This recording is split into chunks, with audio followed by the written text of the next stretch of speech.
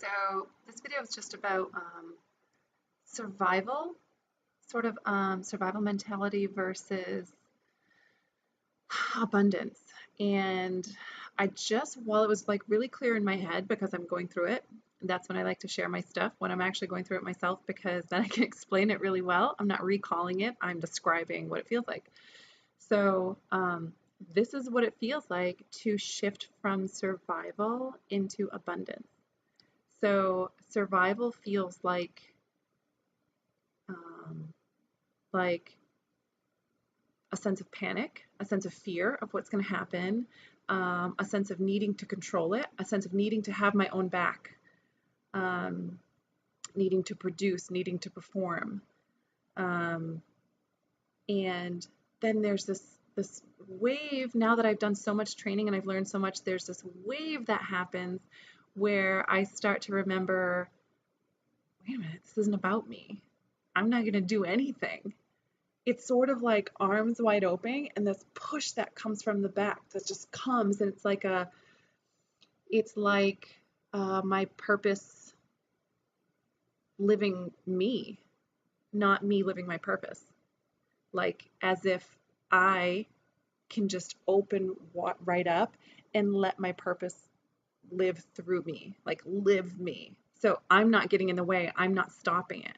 And what survival looks like is stopping it and impeding that flow, that natural flow, that like this deep longing and passion and stuff I have inside of me to share and give and step into. And these ideas that come to mind, and like, wow, wouldn't it be incredible if I did this and this and this? And this sense of knowing that I could do it. And then for whatever reason, these things cloud it and stop it. It's like I go from this to this, right? And I start holding on really tightly, and I get stuck up here, like but all these things. And that's so, in our culture, that is like you're that's promoted. Like not only is acceptable, it's like that's a sign of intelligence. No, that's a sign of like how much can my little like regular mind just, learn and perform in my little tiny world and nothing outside of that. There is an entire universe out there. We are a whole universe out there of things that we don't know, don't understand. And there's a higher part of us inside. I don't care what you want to call it.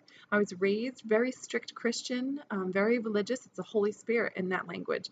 It's the universe to other people. It's just God to some people. It's Jehovah. It's a whole bunch of different names, but we all know it's there. We all know there's something bigger and deeper, and whatever it is that you relate to that as, you know what I'm talking about. And when that thing is trying to live through you, that's what abundance looks like. So you want to learn how to stop living in survival, you stop getting in the way of that. So when that voice is talking to you and that voice is giving you ideas, and that inner intelligence, that higher wisdom that's inside of you is trying to guide you, you let it. You do this.